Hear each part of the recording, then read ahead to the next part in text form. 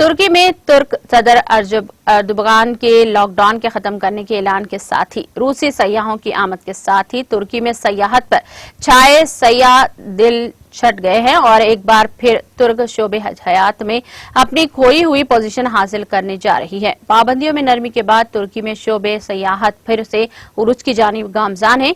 रूस से सयाहों की खुसूसी परवाज तुर्की पहुंचते ही सयाहती सरगर्मियों में गहमा गहमी आ गई।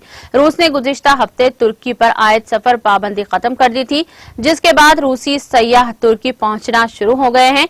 इस साल रूस से 15 लाख सयाहों की तुर्की आमद मुतवक्के है।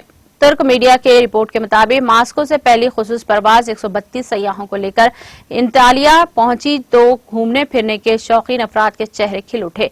मुसाफिरीन को एयरपोर्ट पर खुसूसी सहूलियात फराहम की गई और SOPs के साथ इन्हें जाने की इजाजत दी गई।